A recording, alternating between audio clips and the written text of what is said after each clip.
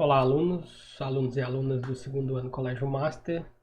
Eu sou o Daniel Ferreira, seu professor de Física, e nessa aula do dia 20 de agosto a gente vai tratar de diagramas de fase, dando continuidade ao nosso conteúdo, tá bom? Na sequência de trocas de calor, que foi a última aula que a gente viu, de teoria, né? Depois fez os exercícios e corrigiu. A gente entra agora para falar de diagramas de fase, tá bom? Então, esse é o nosso tema de hoje. Essa aula vai chegar para vocês via gravação. Então, tem uma participação menor de vocês na aula em si. Mas em caso de dúvida, vocês podem postar e comentar no vídeo, lá no ambiente da sala de aula, no ambiente virtual da sala de aula, que eu vou estar à disposição para responder, tá bom? Perdão, vamos, portanto, à nossa aula. Diagramas de fase é o que a gente vai tratar. Vamos ver o que é isso.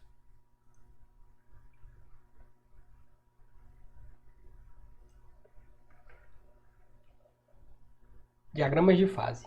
Beleza. Então a gente vai tratar de fases. Fases de quê? Da matéria, tá bom? Transições de fase. Então vamos começar. A fase, ou o chamado estado físico, na qual uma substância se apresenta, depende de suas condições de pressão e temperatura, tá bom? É basicamente essas duas grandezas físicas macroscópicas que vão dizer respeito a fase, ou que vão influenciar a fase da substância, certo? Dessa forma, a gente chama isso de variáveis de estado. Quando a gente estiver estudando gases, a gente vai chamar pressão e temperatura e volume, que vai ser uma terceira, de variáveis de estado. Mas voltando aqui. Dessa forma, para cada substância, isso o livro de vocês, tá bom? Qualquer coisa releiam lá, porque só fazendo um parêntese aqui, a prova é baseada nessas aulas, no material de vocês, que é bastante rico, tá bom? Então, dessa forma, para cada substância, a gente diz que há pares de valores dessas duas variáveis que correspondem à fase sólida, há pares que correspondem à fase líquida e há pares de valores que correspondem à fase gasosa, tá bom? Então, significa que para um valor de temperatura e pressão você tem uma fase, para um outro valor de pressão e temperatura você terá uma outra fase, pode ser sólida, líquida ou um estado gasoso, mas você sempre vai ter um par de temperatura e pressão que vai te dar aquela condição, aquele estado físico da matéria, tá bom? Como os possíveis pares de valores, caso os possíveis pares de valores sejam lançados em um diagrama cartesiano, num plano cartesiano, como se fosse um x e um y, no qual se coloca em ordenadas a pressão e em abscissas a temperatura, a gente obtém, para um dado volume da amostra da substância, um diagrama de fase daquela substância, tá bom? Então, o diagrama de fase é basicamente a análise de um gráfico do que está rolando com a substância quando eu aumento pressão e temperatura e pressão.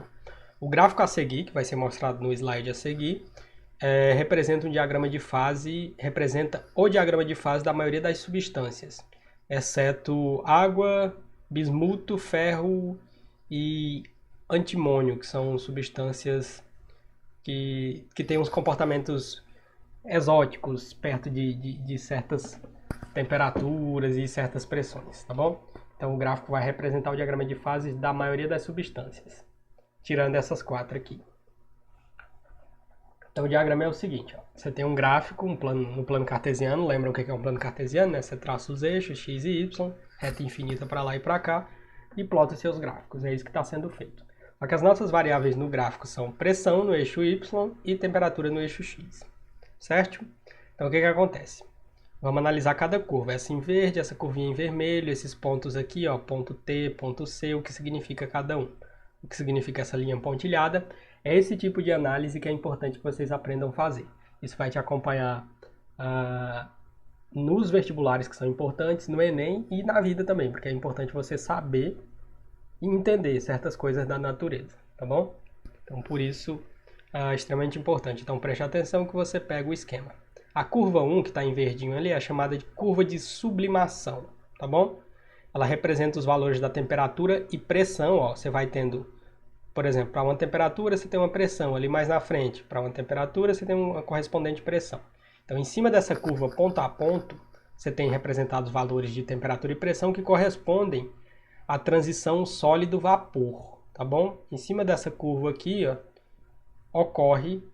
existe a possibilidade de transitar, da substância transitar de sólido para vapor, aqui para baixo, certo?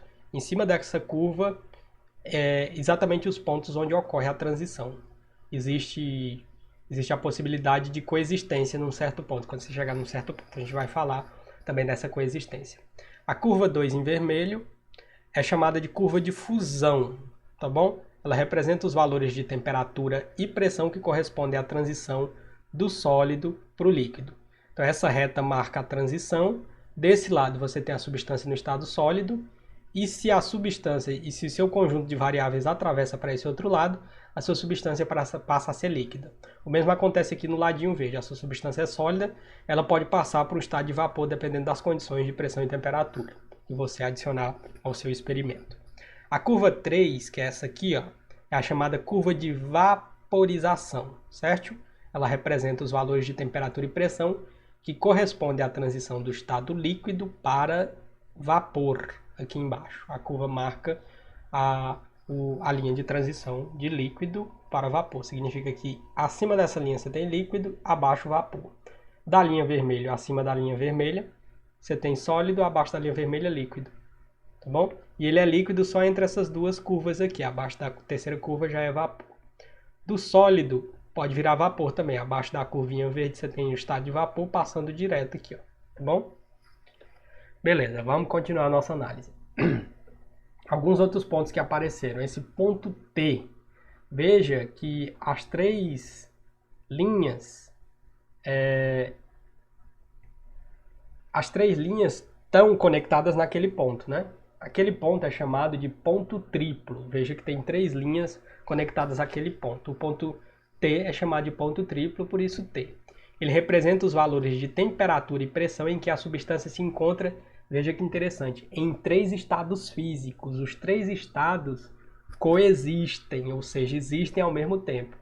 Naquele ponto, a substância, ó, nesse ponto aqui, ó, você vai ter uma temperatura associada a esse ponto e uma pressão. Nessa condição, a sua substância vai ter simultaneamente, vai estar, melhor dizendo, simultaneamente em três estados físicos, sólido, líquido e gás, simultaneamente. Veja que interessante. O ponto C é chamado ponto crítico. Aqui a gente vai ter um lance de gás ideal, que depois a gente vai falar. Mas vamos por enquanto no básico. O ponto C é chamado ponto crítico, e ele representa os valores de temperatura e pressão lá no seu gráfico, em que a substância deixa de ser vapor e passa a ser um gás. Beleza? Porque uma história é você ter vapor e outra história é ter gás, tá bom? São coisas diferentes. Depois a gente vai definir certinho e a gente vai até definir um tal de um gás ideal para fazer umas certas contas aí. Então esse é o famoso diagrama de fase. Você pode ter um diagrama de fase para a água, para o ferro, que são substâncias mais peculiares, que têm certos comportamentos peculiares. Mas esse aqui representa a maioria das substâncias aí da natureza. Continuando, portanto. Algumas coisas importantes aqui para falar. Uma substância está no estado de vapor quando, mantendo a temperatura constante e aumentando a pressão, ela se condensa, isto é, muda de vapor para líquido, certo? Uma substância, ela está no estado de vapor quando a temperatura se mantém constante e você faz um aumento de temperatura, certo? Para fazer a transição você tem que aumentar, nesse caso, mantém a temperatura constante e aumento de pressão, melhor dizendo. Aí essa substância vai se condensar e passar para um estado de líquido. Aí outra coisa, a substância que está no estado de gás, quando a substância está no estado de gás, é só para dizer o que é o estado de gás e como é que eu defino isso. A substância está no estado de gás quando, mantendo a temperatura constante, eu não vario a temperatura. Veja que tem uma reta aqui, ó, em cima de um valor certo, de um valor crivado de temperatura, mantendo a temperatura constante. Por maior que seja o aumento da pressão, ela se condensa. Perdão, ela não se condensa, a substância. Tá bom? Para que um gás se condense, é necessário diminuir a temperatura. Aí você pode ter estados de vapor novamente. Senão você passa para uma estrutura de gás ali, e até para, se você quiser obter um gás ideal também. Bom, Então vamos à frente. Aí o livro de vocês decidiu tratar de alguns temas específicos relacionados à transição de fase, algumas análises isoladas. A primeira delas é essa aqui, ó, substâncias que se dilatam quando existe uma fusão, tá bom? Então nesse grupo está a maioria das substâncias. A maioria das substâncias sofre uma dilatação quando existe um processo de fusão. Quando há um aumento da pressão, a temperatura de fusão também vai aumentar. Observe aqui, ó, como se comporta a curva de fusão aqui. Perdão. Um aumento de pressão, se você olhar para o gráfico, comprimindo as moléculas dificulta a sua separação, a qual ocorrerá numa temperatura maior, quando as moléculas tiverem maior grau de agitação, tá bom? Você tem esse gráfico aqui. O que ele está dizendo basicamente é que se você vai aumentando pressões, você vai ter que ter valores maiores de temperatura para fazer a transição, para passar do sólido para o líquido, ou se você está diminuindo para fazer o processo inverso. Isso a gente chama esse processo de lá para cá e de cá para lá, de fusão, tá bom? Então, ó, o aumento de pressão, se você aumenta a pressão aqui, você vai estar comprimindo as moléculas do seu gás, da sua substância, dificultando, portanto, a separação, a qual ocorrerá também numa temperatura maior, certo? Quando as moléculas tiverem maior grau de agitação, é só para dizer que vai haver um aumento de temperatura, e essa é a relação, essa curvinha aqui, beleza? Vamos à frente. Agora, lembra-se, esse é o gráfico de substâncias que se dilatam na fusão. Agora vamos olhar para as substâncias que se contraem na fusão, que são aquelas de comportamento exótico que apareceram, que foram retiradas aqui da análise do diagrama de fase de substâncias mais comuns. Essas substâncias que se contraem na fusão são aquelas citadas: água, o bismuto, o ferro e esse antimônio, tá bom? Então, nesse caso, o que vai rolar? O aumento da pressão provoca uma diminuição de temperatura. Veja só, não é intuitivo, mas acontece, certo? Então, nesse caso, o aumento de pressão provoca uma diminuição na temperatura de fusão, temperatura da transição, porque a distância média entre as suas moléculas é maior no estado sólido do que nos outros estados. Como a gente está falando de fusão, é líquido para sólido, sólido para líquido, e não tratando de estado de gás. Então é por isso, nesse caso o aumento da pressão provoca uma diminuição da temperatura, veja só. Quando você tem um valor alto ali de pressão, você tem uma temperatura menor, veja só, se você extrapola uma reta aqui, menor que a temperatura inicial. Então, nesse caso, o aumento de pressão provoca diminuição na temperatura de fusão, porque a distância média entre as moléculas é maior no estado sólido. Veja como se comporta a curva, está aqui ilustrada. Então, para essas substâncias, a curva no diagrama PT fica desse jeito para um processo de quando você está analisando fusão, tá bom? Vamos à frente. Aí tem algumas observações aqui ainda. Note que para essas substâncias, aquelas quatro, a densidade é maior no estado líquido que no estado sólido. Aí ele vai falar aqui que eu ia dizer, mas já está dito aqui, ó. É o caso do gelo, por exemplo, a água congelada. Por exemplo, ela flutua. Todo mundo sabe que gelo flutua na água, pois a densidade diminuiu. Então a água tem esse comportamento exótico ali, e ela e aquelas outras três substâncias. A vaporização continuando e a sublimação dessas substâncias anômalas, porque tem comportamentos peculiares, obedecem à regra geral, tá bom? Portanto, para todas as substâncias, sem exceção, a temperatura de vaporização e a temperatura de sublimação aumentam com o aumento da pressão exercida. Então essa coisa exótica só ocorre para a fusão, tá bom?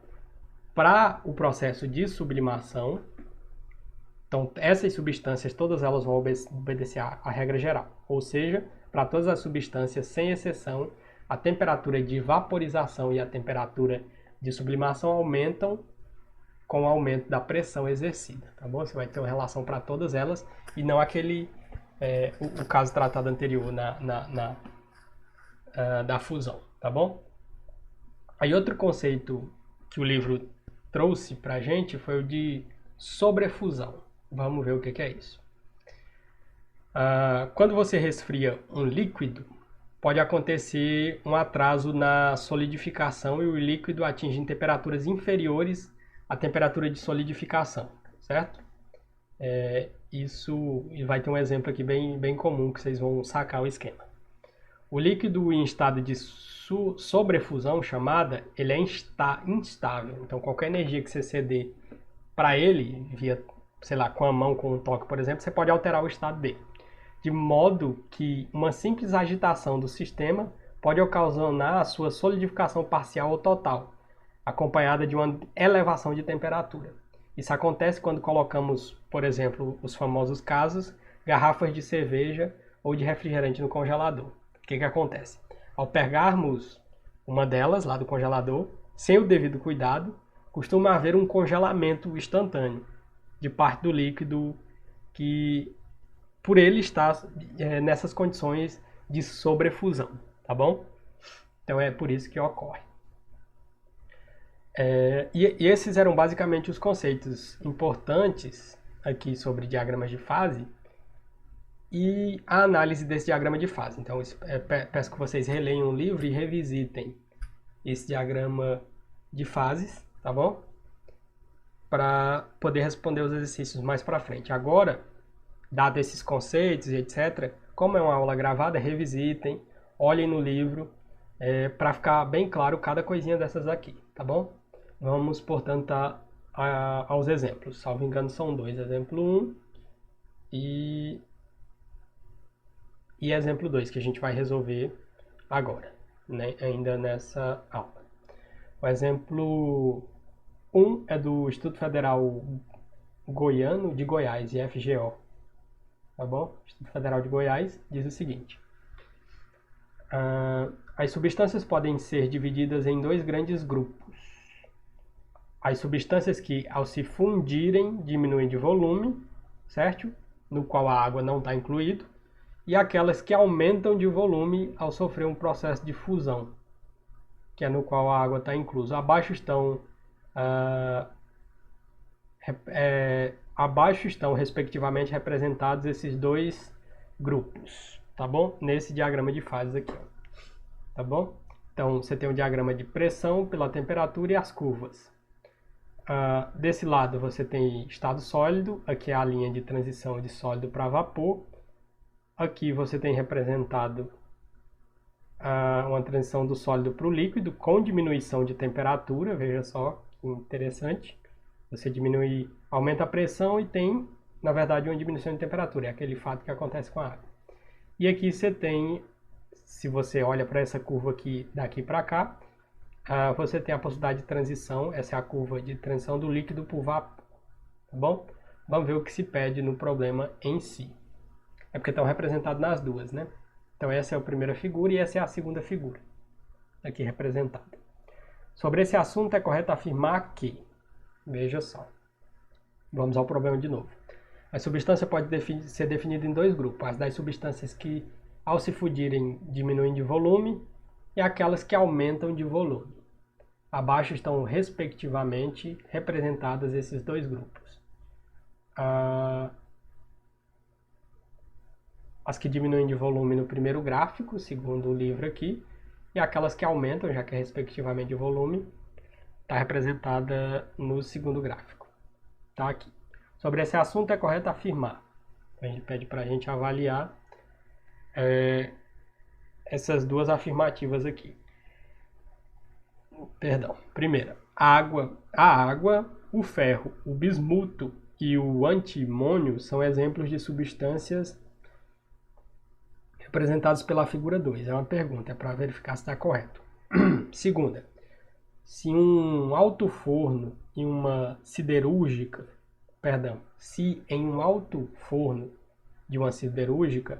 onde pré-existe ferro fundido, for colocado uma grande barra de ferro sobre a superfície do ferro fundido, ele emergirá, pois sua densidade é maior no estado sólido do que no estado líquido. Ele está perguntando se essa barra de ferro vai flutuar ou vai emergir no ferro líquido. Vamos avaliar isso ao final. Letra C. As substâncias representadas pela figura 1, primeiro gráfico lá, ao se solidificarem, diminuem sua densidade e por isso boiam em seus respectivos líquidos. Vamos avaliar isso também. O aumento da pressão ocasiona uma redução na temperatura de ebulição de ambos os grupos. O aumento da pressão ocasiona uma redução na temperatura de ebulição em ambos os grupos. Vamos avaliar também. E letra E, sabendo que no ponto T, ponto triplo, é o ponto de coexistência da substância nos 3 estágios de agregação, somente conseguiremos que uma substância sublime para valores de pressão superiores ao do ponto triplo. Então, é mais ou menos, para resolver esse tipo de coisa, você tem que ter noção do que significa a maioria dessas palavras, tá bom? E saber analisar o gráfico. A resolução é do livro de vocês e eu vou fazer só o comentário aqui. São os exemplos do livro, estão ao finalzinho da sessão lá de mudanças de fase. A primeira assertiva, ele disse: água, ferro e bismuto e o antimônio são exemplos de substâncias representadas pela figura 2. Se vocês se lembrarem do que a gente viu agora há pouco, vocês saberão que essas substâncias são representadas, na verdade, pelo gráfico 1. Então está errado, né? São exemplos de substâncias representadas pelo gráfico 1. São essas substâncias que apresentam essa peculiaridade aqui, ó, de você aumentar a pressão no processo de fusão, transição de sólido para líquido, se aumentar a pressão e haver ali uma diminuição de temperatura e não um aumento, tá bom? Então essa aqui está errada por isso, eles são representados pelo gráfico 2. Letra B. Se um alto forno de uma siderúrgica, isso aqui era para perguntar se o ferro ele vai flutuar ou se ele vai ficar flutuando em cima do ferro fluido ou vai emergir. Essa está errada. Por quê? Porque o ferro é uma das substâncias que tem densidade maior no estado líquido. Significa que o ferro sólido não vai afundar, certo? Porque ele tem uma densidade menor que o ferro líquido. É exatamente como se fosse o gelo. O gelo é a água em um outro estado, no estado sólido, só que ele tem densidade menor, tá bom? E letra C. As substâncias representadas pela figura 1, ao se solidificarem, diminuem sua densidade e por isso boiam em seus respectivos líquidos. Do gráfico representados no gráfico 1. Sim, o gráfico 1 representa aquelas substâncias de comportamento exótico, água, ferro, o bismuto e etc. Essas substâncias, ao chegarem a um estado de solidificação, vão boiar nos seus respectivos estados líquidos. Essa está correta. Letra D, voltando, vamos ficar nesse vai e vem. O aumento de pressão ocasiona uma redução de temperatura de ebulição em ambos os grupos. Essa está errada. O aumento de pressão provoca aumento de temperatura na ebulição, no processo de ebulição. O aumento de pressão provoca um aumento na temperatura de ebulição, certo? No caso, por exemplo, do gráfico 2. Salve. Sim. Errada, portanto. E letra E, deixa eu ler novamente. Sabendo que no ponto triplo, que o ponto T é o ponto de coexistência da substância nos 3 estágios de agregação, somente conseguiríamos que uma substância sublime para valores de pressão superiores ao do ponto triplo. Essa está errada. Em qualquer ponto da curva de sublimação, que é essa curva de número 3, bom, pode ocorrer o que a gente quer. Sólido para vapor. Sólido para vapor. Em qualquer ponto aqui, basta você deslocar para baixo, por exemplo, a sua substância está aqui, ó, tá? Você tem uma condição de pressão aqui e temperatura. Se você desloca um pouquinho, você chega no estado de vapor. Em cima da curva está ali, a curva está ocorrendo a transição. São os pontos de possibilidade de transição, são em cima da curvinha, tá bom? Então essa também estava errada. Essa foi a questão de número 2, uma questão de análise de gráficos. Perdão, esse foi o exemplo de número 1. Vamos para o exemplo de número 2, que vai pedir para a gente fazer uma continha aqui rapidinha. A 2 diz o seguinte: a água de um recipiente sobre pressão normal encontra-se em sobrefusão, aquele conceito que a gente deu agora há pouco. Ou seja, ela está numa temperatura bastante baixa, mas não mudou de fase ainda. E está uma temperatura de menos 10 graus Celsius, por exemplo, está na fase líquida. Se o sistema for agitado, parte dessa água vai congelar-se bruscamente. Aí ele deu outras coisas. Sendo menos 80 calorias por grama o calor latente de solidificação da água em 1 caloria por grama Celsius, que é o seu calor específico, calcule a porcentagem de água que vai congelar nesse processo aí, tá bom? Então, análise de quantidade de calor, que a gente fez inclusive na outra aula. O livro fez da seguinte maneira: se o resfriamento fosse normal, a massa de gelo seria igual a isso aqui, ó. Seria possível calcular por isso aqui. QM, que é a quantidade de calor, essa aqui é a expressão do calor latente, tá bom? É calor responsável por transição de fase. Então, se fosse um resfriamento normal, uma transição de fase não relacionada a uma sobrefusão, a massa de gelo poderia ser calculada por aqui, certo? O que ele fez? Ele pegou as 80 calorias por grama,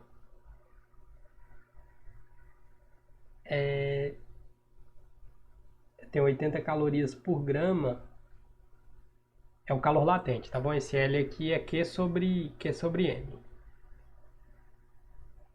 E Q sobre M, a razão Q sobre M vale 80 calorias por grama. Ele está dizendo que essa seria a massa de gelo, menos 80 vezes...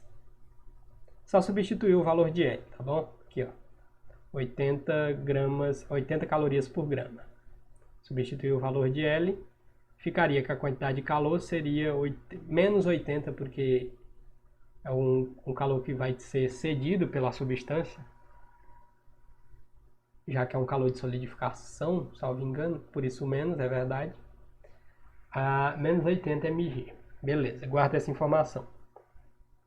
No entanto, devido aos fenômenos de sobrefusão, teremos água líquida na temperatura de menos 10 graus Celsius. Portanto, a quantidade de calor cedida pela água, aí você tem que agora olhar lembra que a gente viu os tipos de calor? Para o calor sensível, para calcular calor que está envolvido em variação de temperatura. Então, a água para congelar, ela vai voltar do menos 10 para o zero. É isso que vai ocorrer, tá bom? Ela vai aquecer um pouquinho para chegar no estado de transição, que é no zero. Então, calor sensível, lembre-se, é massa da substância vezes o calor específico, vezes a variação de temperatura. Então, a massa a gente chamou de EMAN aí, é uma massa EMAN qualquer, vezes 1, que é o calor específico, tá ali, ó, 1 caloria por grama Celsius, vezes a variação de temperatura, temperatura final, menos inicial. A final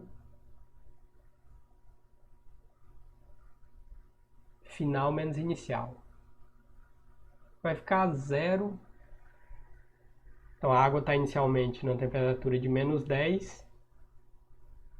Então é exatamente o que está escrito aqui, porque ele escreveu de outra maneira. É 0 menos 10. 0 menos 10 dá menos 10.